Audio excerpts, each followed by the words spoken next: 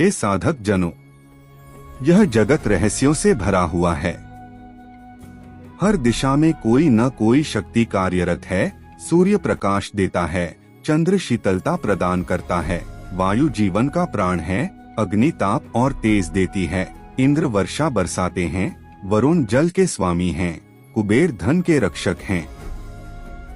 इन सब देवताओं का महत्व है, इन सब की महिमा है, परंतु इनके ऊपर भी एक देव हैं, जो इन सब के अधिपति हैं, जिनके बिना इनका अस्तित्व ही नहीं रह सकता। वही है भगवान शंकर, जिन्हें जगत महादेव कहकर पुकारता है। अब प्रश्न उठता है, शिव को महादेव क्यों कहा जाता है? इसके उत्तर के लिए हमें वेदों, उपनिषदों, पुराणों, संत वाणी और शिव भक्तों के अनुभवों की ओर चलना होगा। हे श्रोताओ, वेद कहते हैं, नमः शंभवे च मयोभवे च नमः शंकराय च मयस्कराय च। इसका अर्थ है, हम उस शंभु को नमस्कार करते हैं जो संपूर्ण प्राणियों को आनंद प्रदान करने वाले हैं। वेदों ने रुद्र को सर्वोच्च सत्ता के रूप में स्वीकार किया है। ऋग्वेद कहता है, एको रुद्रो न द्वितीयाय तस्थुः, यह सृष्टि एक ही रुद्र के अधीन है, दूसरा कोई नहीं।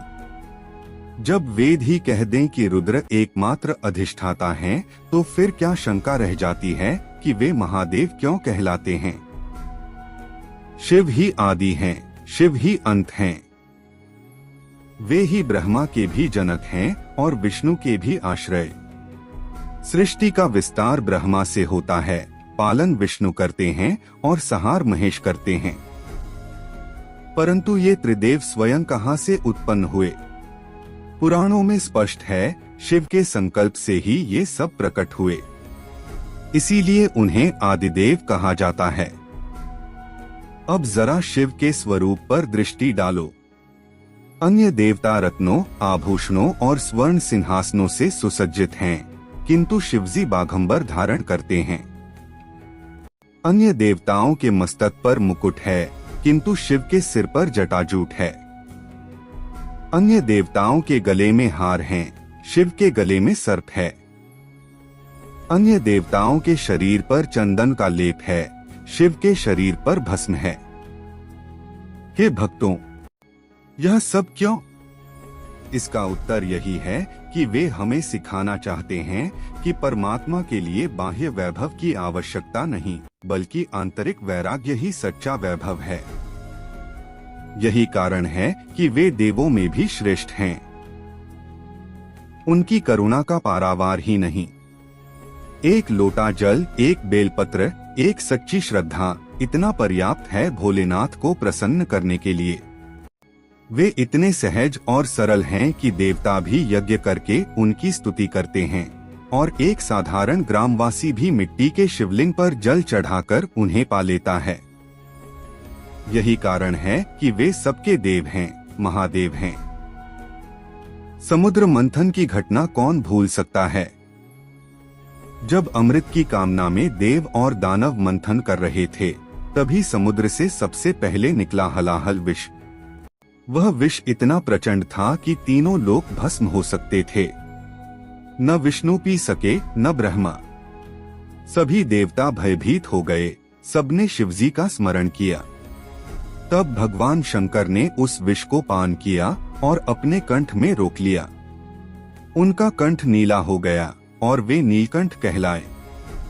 सोचो, कौन सा देव है जो समस्त सृष्टि के लिए स्वयं अपने प्राणों को संकट में डाल दे? यही करुणा, यही त्याग उन्हें महादेव बनाता है। देवताओं की भी रक्षा वही करते हैं। त्रिपुरासुर ने जब तीनों लोकों को आतंकित किया, तब देवता विष्णु और ब्रह्मा के पास गए, परंतु उनकी शक्ति पर्याप्त न थी। अंततः शिवजी ने त्रिपुर का नाश किया और देवताओं को भयमुक्त किया। वे देवताओं के भी रक्षक हैं, इसलिए देवाधिदेव हैं। अब शिवलिंग की कथा सुनो। एक बार ब्रह्मा और विष्णु में विवाद हुआ कि कौन बड़ा है। तभी एक अनंत अग्निस्तंभ प्रकट हुआ। दोनों ने उसका आदि और अंत जानना चाहा। ब्रह्मा ऊपर गए, विष्णु नीचे, परंतु किसी को भी सीमा न मिली। तब समझ आया कि वह अग्निस्तंभ शिव का ही स्वरूप है। यह लिंग निराकार शिव का प्रतीक है जो अनादि और अनंत हैं। त्रिदेव भी जिनके अधीन हैं, वही महादेव हैं। हे श्रोताओं, महादेव का अर्थ केवल देवताओं के अधिपति नहीं, बल्कि संपूर्ण सृष्टि के नियंता। वे योगियों के योगेश्वर हैं। उनकी समाधि का स्वरूप अद्वितीय है। कैलाश पर्वत पर वे ध्यानस्थ रहते हैं। अर्धनारीश्वर रूप में वे सिखाते हैं कि पुरुष और प्रकृति का संतुलन ही जीवन है। वे भूतों के भी स्वामी हैं, पिशाचों के भी आश्रयदाता हैं। वे चांडाल को भी गले लगाते हैं और असुर को भी वरदान देते हैं। यही उनकी सर्वस्मावेशिता है। कबीर दास कहते हैं, शिव बिना जग सूना, शिव ही हैं आदिदेव। शिव ही हैं भक्तों के स्वामी, शिव ही हैं महादेव। संतों ने अनुभव किया कि शिव वही ब्रह्मा हैं जो निराकार भी हैं और साकार भी। उपनिषदों में कहा गया शिवोहम। शिव का अर्थ है कल्याण, मंगल। जब आत्मा अपने भीतर की सत्ता को पहचान लेती है तो वह अनुभव करती है, मैं ही शिव हूँ। शिव कोई बाहर का देव मात्र नहीं, वे आत्म तत्व हैं। यही ज्ञान, यही भक्ति उन्हें महादेव बनाती है। हे भक्तों, जब हम हर हर महादेव कहते हैं तो उसका अर्थ है कि हर प्राणी में महादेव का वास है। हर आत्मा शिवस्वरूप है। यही कारण है कि कोई एक शिव नहीं, बल्कि सभी महादेव हैं। हर हर महादेव का नारा यह उद्घोष करता है कि सब में वही परमात्मा शिव है। इस प्रकार हे साधक जनों, शिव को महादेव इसलिए कहा जाता है क्योंकि वे आदिदेव हैं। वे त्रिदेवों के भी मूल हैं। वे त्याग और करुणा के परम स्वरूप हैं। वे विष पीकर जगत की रक्षा करने वाले हैं। वे योगियों के गुरु हैं। वे असुरों तक को अपनाने वाले हैं। वे भूत प्रेतों के भी स्वामी हैं। वे शिवलिंग के रूप में अनंत हैं। वे संतुलन और समरसता के प्रतीक हैं। वे सबको सहज ही प्रसन्न करने वाले आशुतोष हैं। वे न केवल देवताओं के, बल्कि समस्त जीव जगत के कल्याण करता हैं। इसी कारण संपूर्ण जगत उन्हें देवों के देव, महादेव कहकर प्रणाम करता है।